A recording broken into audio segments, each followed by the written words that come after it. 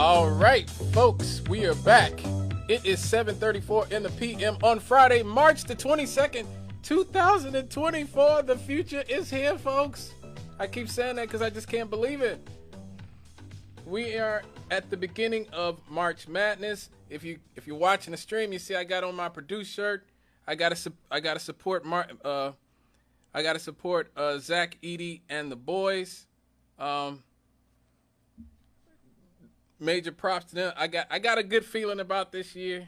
I think Zach is gonna help lead the boys all the way before he goes off to the NBA. Also, as I said, I don't know if you heard in the prior segments, this show will be rebranding again, folks. So this is technically the last episode of My Country with Scott Cannon. I'm going to reveal before I get out of here what the new name of the show will be. Yes. Looking forward to the shift over.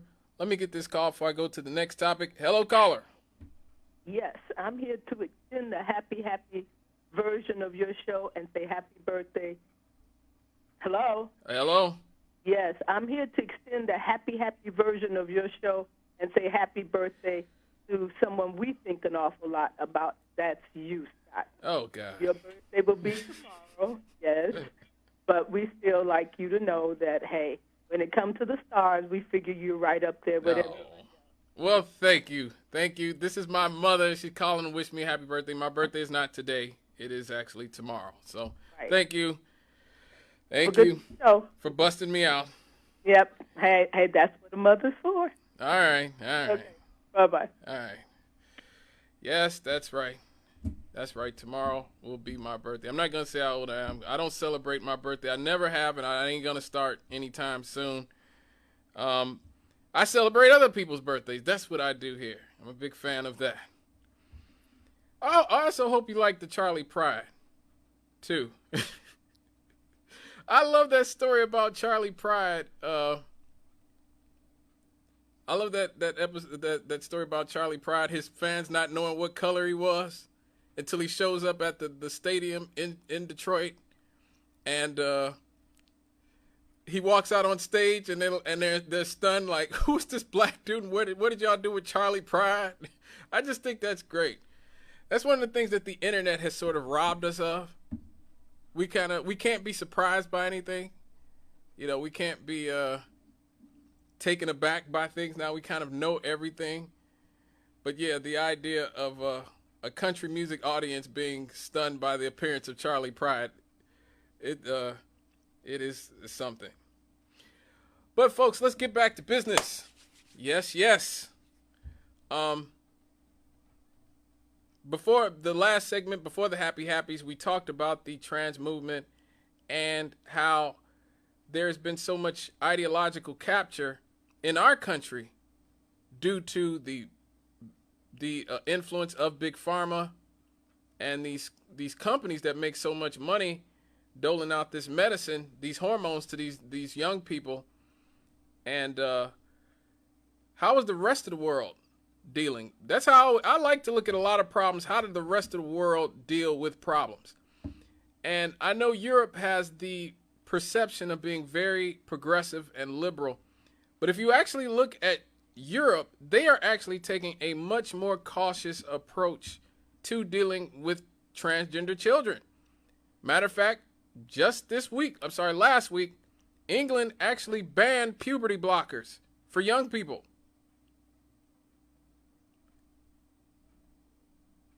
The NHS, the National Health Service in England, has stopped prescribing puberty blockers for young children. This is from the BBC. Okay, so if you don't believe me, go look at the BBC, the British Broadcasting Company. That's what that is. Their national news service. Children will no longer routinely be prescribed puberty blockers at the gender identity clinics, NHS England has confirmed.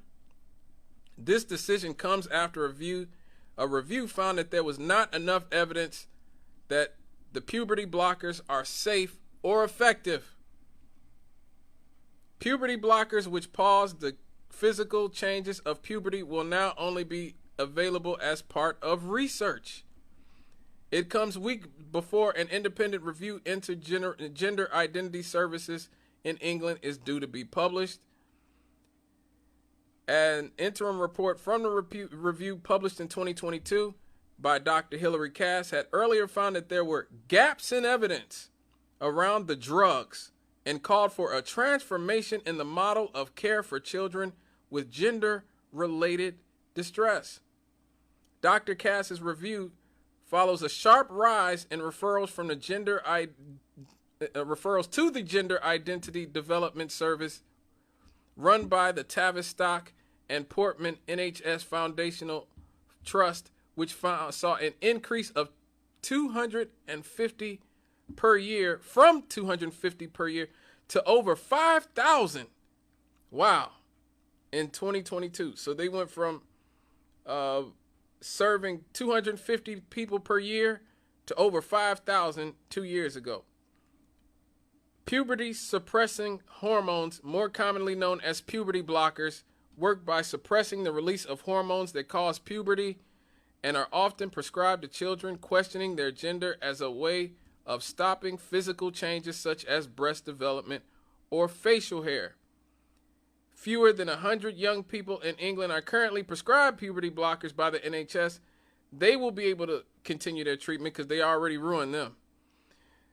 NHS England held a public consultation on their usage last year and introduced an interim policy which stated they should only be given as a part of research trial and in exceptional circumstances.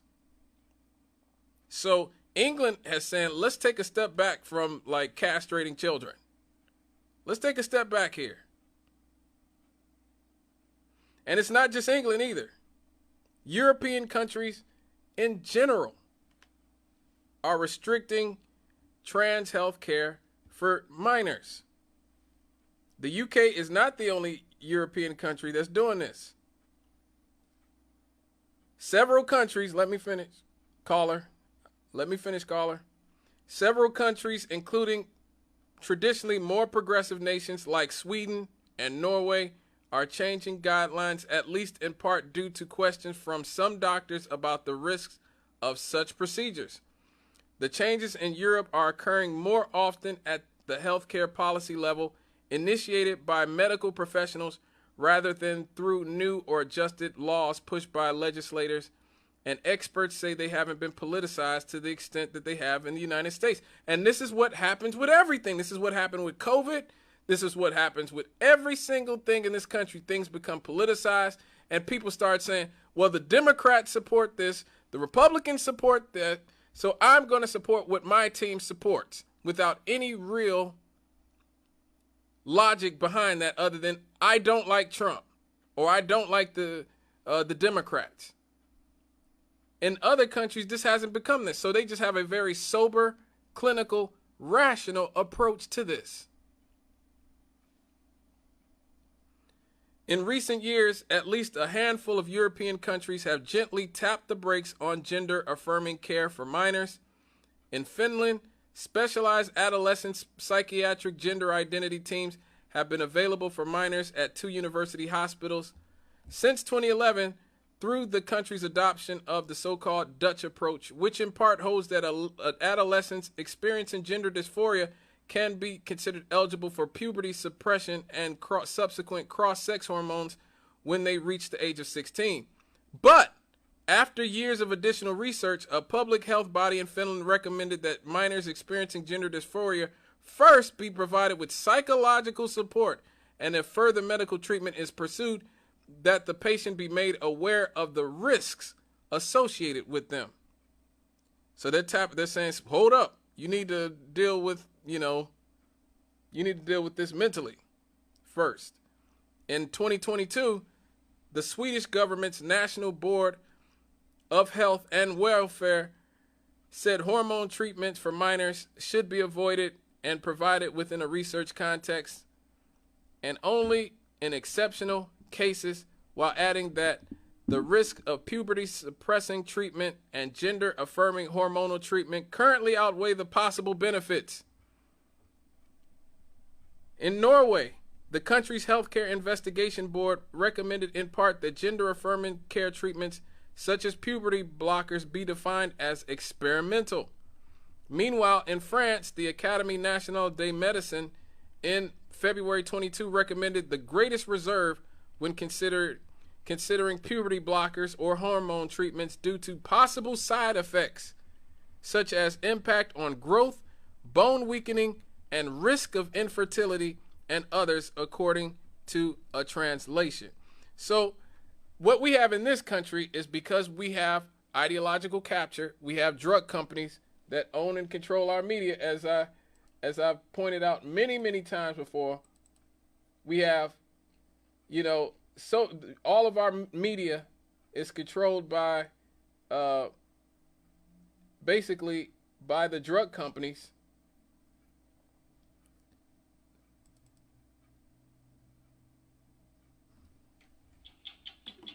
Bill Gates' advice on how to combat mistrust in science at 60minutesovertime.com. Sponsored by Pfizer. Is brought to you by Pfizer. CBS Health Watch, sponsored by Pfizer. Anderson Cooper 360. Brought to you by Pfizer. ABC News Nightline, brought to you by Pfizer. Making a difference. Brought to you by Pfizer. CNN Tonight. Brought to you by Pfizer. You see? Pfizer's and these drug companies are sponsoring our entire media. So nobody pushes back when Big Pharma, the drug companies, start pushing hormones on people and start pushing these things on people. And when these institutions start pushing for expensive surgeries on young people. In other countries that don't have the same capitalist medical system, magically, they are able to take a much more measured and rational and logical approach. And even very liberal and progressive societies are able to somehow say, look, this may not be the best thing in the world. And nobody says, you like Trump? You're go back to Alabama, hippie. Or, well, no, not hippie. You bigot. You racist. Go back to Alabama. Let me take this call. Hello, caller.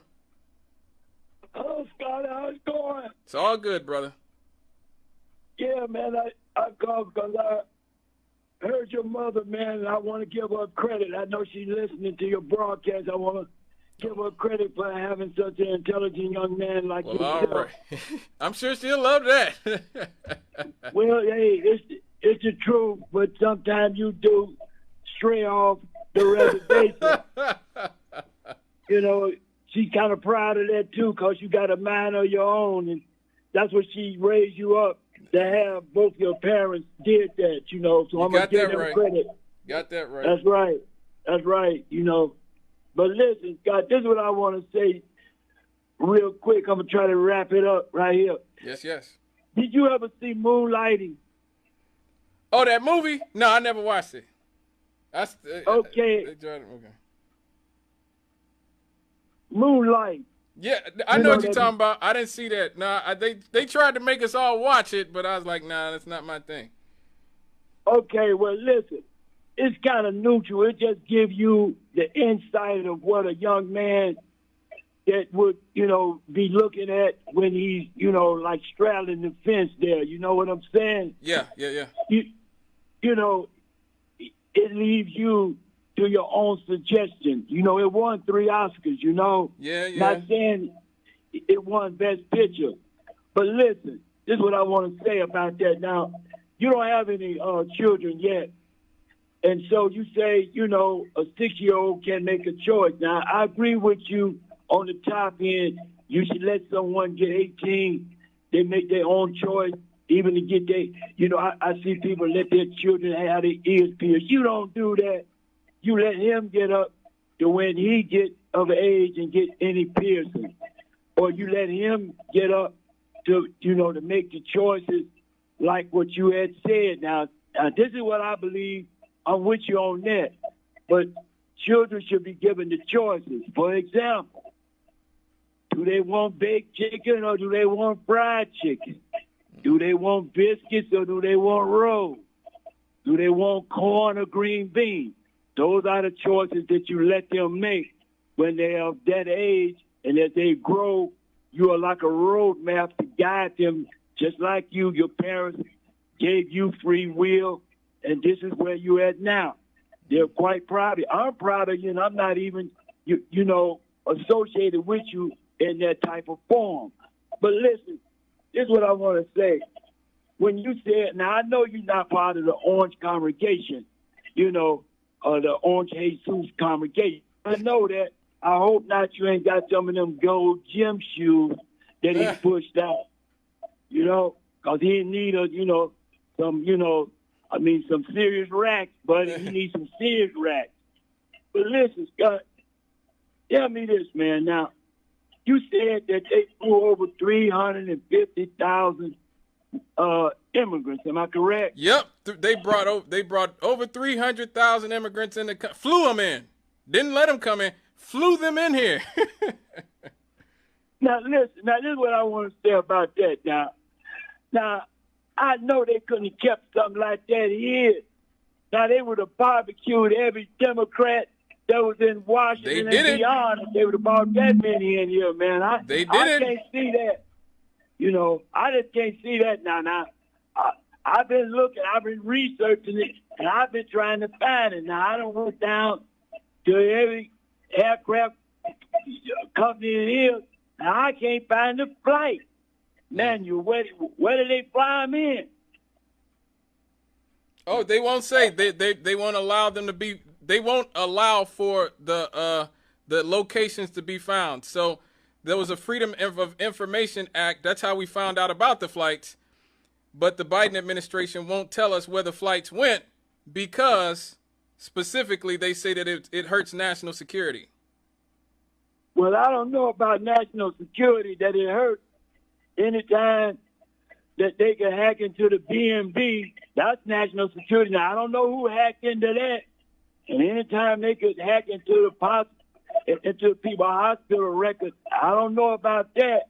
So I'm quite sure the person that had that type of information, they should be able to access that and tell us more about that. Now, I can't believe that, Scott. Well, I just can't believe that they did that, because, people say a lot of things, man. They throw a lot of red meat out there, especially when they're apart. See, listen, this is what you got to learn as a young man.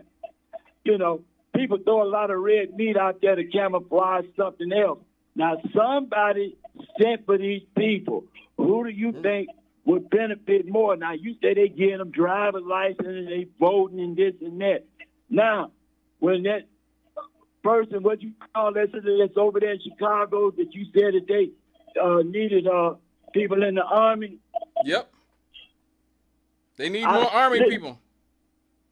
Okay, with that, this Army, China got over 10 million standing men in their Army. The Army and the military don't need that no more.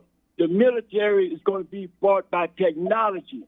You don't need standing, and nobody's going to parachute in here. Well, that's what Dick Durbin said. Dick Durbin said we need more people in the military. That's why we should let more of them in there. Well, maybe, you know what? Sometimes, I don't want to say, but, sometimes somebody might have had something they weren't supposed to have at that moment. I heard that, too. He was talking hypothetically, because you cannot put people into the service. You cannot give people arms. You said a guy had a pistol. He might have used a bogus name when he went and got that gun. I can't say if he did, if he didn't. Now, Dick Durbin, sometimes he get off the reservation himself. So, hey, man, you have a good day tomorrow. We really appreciate you. I don't want you to jump ship now, because I heard you say you might be relocating. No. Listen, I don't want you to go and join the Orange Jesus congregation, man. All right? Not going anywhere. Your parents did a beautiful thing, man. Not going right, anywhere. man. But thank you for your call, brother. Always add a lot to the show. All right, folks.